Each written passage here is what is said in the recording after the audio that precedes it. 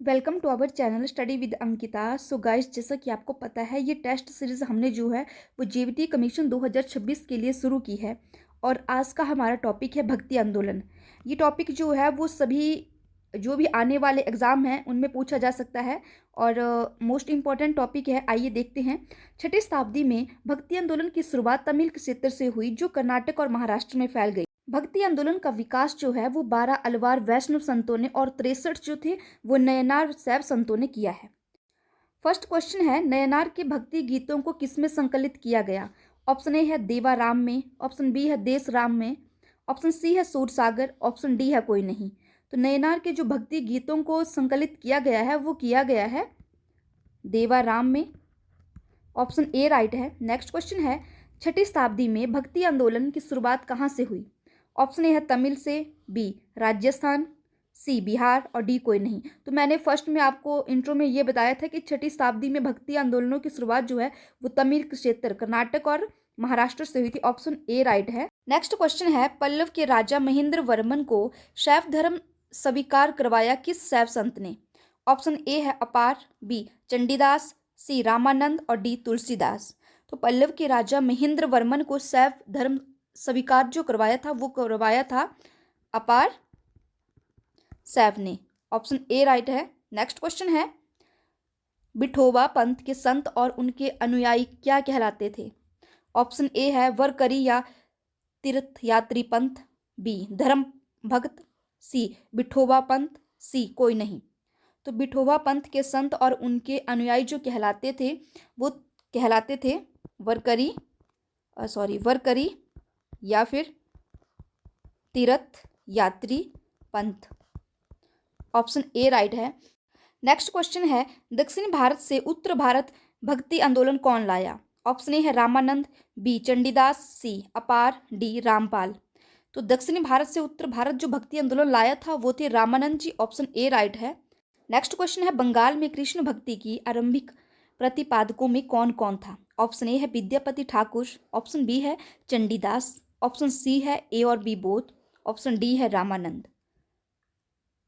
तो बंगाल में कृष्ण भक्ति के आरंभिक प्रतिपादकों में जो थे वो थे विद्यापति ठाकुर और चंडीदास। ऑप्शन सी राइट है, ए और बी बोथ। नेक्स्ट क्वेश्चन है, कबीर का जन्म कब हुआ? ऑप्शन ए है 1440 में, ऑप्शन बी है 1480 में, ऑप्शन सी है 1450 में, ऑप्शन डी है 1441 में। तो कबीर का जन्म जो हुआ था वो हुआ था 1480 में। ऑप्शन ए राइट है। कबीर से रिगार्डिंग और भी मोस्ट इम्पॉर्टेंट फैक्ट हैं, जैसे कि पूछ सकते हैं कि कबीर का गुरु कौन था? तो कबीर के गुरु जो थे वो थे रामानंद। और कबीर पेशे से क्या थे? पेशे से जुलाहे थे।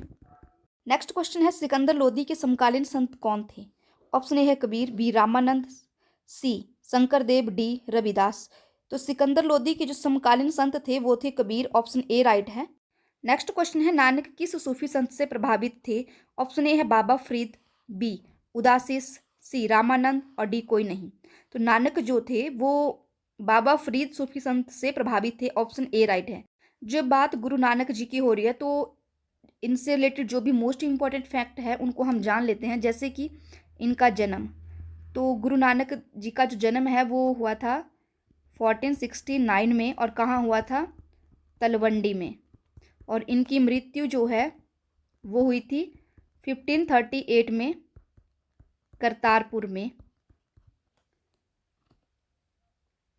इन्होंने जो था वो देश के 5 चक्कर लगाए जिसे कहा गया उदासीस। देश के 5 चक्कर लगाए उसे कहा गया उदासीस। इन्होंने जो था वो कीर्तनों के माध्यम से उपदेश दिए, रबाब के गीतों के साथ गाया करते थे ये। नेक्स्ट क्वेश्चन है, किसने भक्ति का प्रचार प्रसार असम में किया? ऑप्शन ए है Shankar Dev, B Chaitanya, C Akbar, D A और बी बोथ।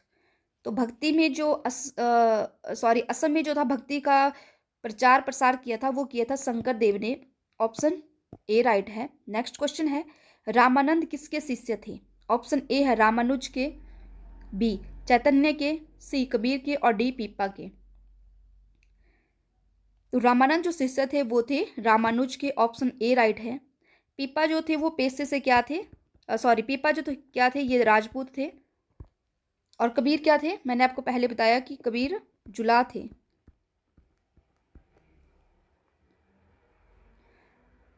जब बात रामानंद की हो रही है तो हम रामानंद से रिलेटेड कुछ फैक्ट जान लेते हैं। इन्होंने क्या किया था कि राम व सीता की आराधना की। रामानंद के 12 शिष्य थे, जिनमें से 2 स्त्रियां थी। कौन कौन सी थी? फर्स्ट जो था वो थी पद्मावती, और सेकंड जो थी वो थी सूरसरी। रामानंद के 12 शिष्यों में से इम्पॉर्टेंट जो थे वो मैं आपको बताती हूँ। फर्स्ट जो थे, आप यहाँ नोट डाउन कर लेना। फर्स्ट जो थे वो रैदास थे, जो कि हरिजन थे। सेकंड जो थे वो कबीर थे, जो कि जुलाह थे। थर्ड जो थे वो थे धन्ना, जो कि जट थे, धन्ना। फोर्थ जो थे वो थे पीपा, जो कि राजपूत थे। फिफ्थ जो थे वो थे सधना, जो कि कसाई थे, सधना। यहाँ से भी आपसे क्वेश्चन पूछ सकते हैं, आप इनको भी नोट डाउन कर लेना कि रैदास क्या थे? ये थे हरिजन। और कबीर क्या थे? जुलाह थे। धन्ना जाट थे। और पीपा जो थे वो मैंने आपको बताया राजपूत थे। और सधना जो थे वो कसाई थे। यहाँ से ये क्वेश्चन भी बनता है कि हिंदी में प्रवचन किसने दिए थे? तो रामानंद ही थे जिन्होंने हिंदी में प्रवचन दिए थे। नेक्स्ट क्वेश्चन है, चैतन्य को संन्यास की शिक्षा किसने दी? ऑप्शन ए है 1510 में केशव भारती ने। ऑप्शन बी है 1511 में केशव भारती ने। ऑप्शन सी है दादू दयाल ने 1510 में। ऑप्शन डी है दादू दयाल ने 1511 में। तो चैतन्य को संन्यास की जो शिक्षा दी थी वो दी थी केशव भारती ने। और कब दी थी? 1510 में। ऑप्शन ए राइट है। अब चैतन्य से रिलेटेड जो भी मोस्ट इंपॉर्टेंट फैक्ट है उनको जान लेते हैं। इनका जन्म हुआ था 1486 में। और कहाँ हुआ था? नदिया, बंगाल में। इनका जो वास्तविक नाम था यह आपको नोट डाउन कर लेना है, मोस्ट इंपॉर्टेंट है, मैं यहाँ लिख देती हूँ। मोस्ट इंपॉर्टेंट है कि वास्तविक नाम क्या था इनका? विशंभर। और बाल्यावस्था में इनका नाम क्या था? बाल्यावस्था में इनका नाम था नीमाई। ये आपको यहाँ से नोट डाउन कर लेना है। नेक्स्ट क्वेश्चन है, नीपख नामक आंदोलन की शुरुआत किसने की? ऑप्शन ए है दादू दयाल, बी केशव भारती, सी शंकराचार्य, डी कबीर। तो नीपख नामक आंदोलन की जो शुरुआत की थी वो की थी दादू दयाल ने। ऑप्शन ए राइट है। नेक्स्ट क्वेश्चन है, सांप सीढ़ी नामक खेल की खोज किसने की? ऑप्शन ए है ज्ञानेश्वर, बी नामदेव, सी शिवाजी, डी कोई नहीं। तो सांप सीढ़ी खेल की जो शुरुआत की थी वो की थी ज्ञानेश्वर ने। ऑप्शन ए राइट है। जब बात ज्ञानेश्वर की है तो इससे रिलेटेड जो भी मोस्ट इंपॉर्टेंट फैक्ट हैं उनको हम डिस्कस कर लेते हैं। ज्ञानेश्वर जो थे वो महाराष्ट्र से थे। और इन्होंने महाराष्ट्र में जो था वो रहस्यवादी संप्रदाय की शुरुआत की थी। रहस्यवादी संप्रदाय की शुरुआत की थी। ये कब आए थे? 13वीं शताब्दी में आए थे ये। और इन्होंने क्या किया था कि मराठी भाषा में भगवत गीता का अनुवाद किया। नेक्स्ट क्वेश्चन है, किस संत ने दिल्ली के सूफी संतों के वाद विवाद में भाग लिया? ऑप्शन ए है ऑप्शन ए है नामदेव, बी ज्ञानदेव, सी शिवाजी और डी कबीर। तो किस संत ने सूफी संतों के वाद विवाद में भाग लिया था? वो थे नामदेव। ऑप्शन ए राइट है। जब बात नामदेव की है तो आपको पता होना चाहिए कि ये एक डाकू थे। नेक्स्ट क्वेश्चन है, दासबोध नामक पुस्तक की रचना किसने की? तो दासबोध नामक पुस्तक की जो रचना है वो की थी रामदास ने। ऑप्शन ए राइट है। ऑप्शन ए राइट है। रामदास किसके आध्यात्मिक गुरु थे? तो ये शिवाजी के आध्यात्मिक गुरु थे।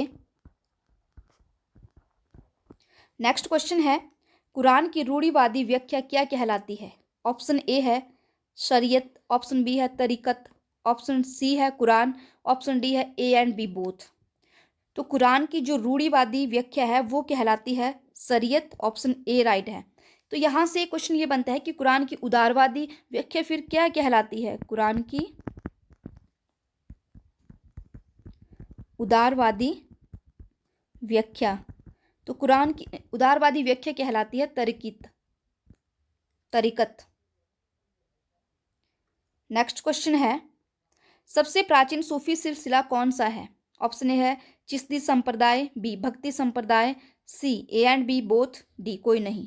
तो सबसे प्राचीन सूफी सिलसिला जो है वो है चिश्ती संप्रदाय, ऑप्शन ए राइट है। नेक्स्ट क्वेश्चन है, ब्रह्म सत्य है और जगत मिथ्या, ये किसने कहा? ऑप्शन ए है अंतिम, बी कबीर, सी रामानंद और डी शिवाजी। तो ये कहा था अंतिम ने, ऑप्शन ए राइट है। नेक्स्ट क्वेश्चन है, यदि संस्कृति देवभाषा है तो मेरी मातृभाषा दसयु भाषा क्या है? ये कहावत किसने कही? ऑप्शन ए है एकनाथ, बी ज्ञानदेव, सी दासबोध और डी शंकरदेव। तो ये कहा था एकनाथ ने, ऑप्शन ए। नेक्स्ट क्वेश्चन है, जाति पाति पूछे नहीं कोई, हरि का भजे सो हरि का होई, ये पंक्तियां किसकी हैं? ऑप्शन ए है रामानंद, बी कबीर, सी एकनाथ और डी शंकरदेव। तो ये पंक्तियां किसने कही थी कि जाति पाति पूछे नहीं कोई, हरि का भजे सो हरि का होई? तो ये कहा था रामानंद ने, ऑप्शन ए राइट है। नेक्स्ट क्वेश्चन है, उड़ीसा नरेश प्रताप रुद्र किस वैष्णव संत का शिष्य था? ऑप्शन ए है चैतन्य, बी शंकरदेव, सी रामानंद और डी कबीर। तो उड़ीसा नरेश जो थे प्रताप रुद्र किस वैष्णव संत के शिष्य थे? ये थे चैतन्य के, ऑप्शन ए राइट है। नेक्स्ट क्वेश्चन है, आलसियों का मूल मंत्र अजगर करे न चाकरी, पंछी करे न काज के रचिता हैं? ऑप्शन ए है मलूकदास, बी शिवनारायण, सी अंतिम, डी कबीर। तो इसका ऑप्शन ए राइट है, मलूकदास। नेक्स्ट क्वेश्चन है, मुगल शासक मोहम्मद शाह रंगीला किस संप्रदाय का अनुयायी था? ऑप्शन ए है शिवनारायण, बी कबीर, सी शंकरदेव, डी अंतिम।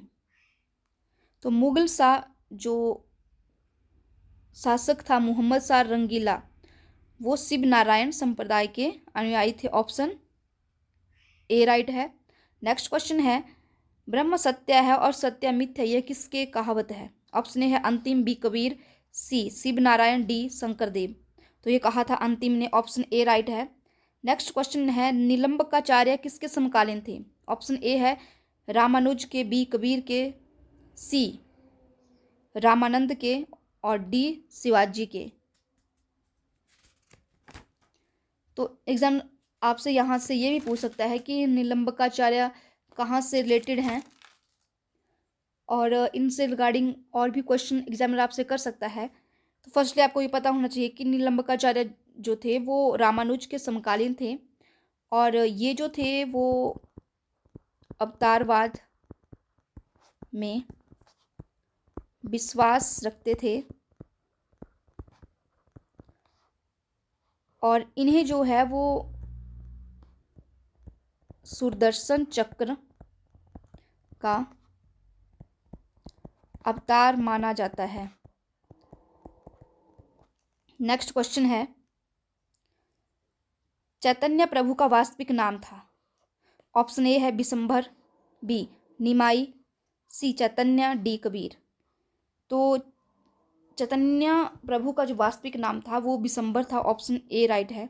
अगर आपसे वास्तविक पूछा गया हो तब तो बिशंभर होगा, और अगर बाल्यावस्था का पूछा गया हो, बाल्यावस्था का, तो निमाई होगा, तब निमाई होगा। Thanks for watching. कमेंट करके जरूर बताएं दोस्तों आपको वीडियो कैसी लगी।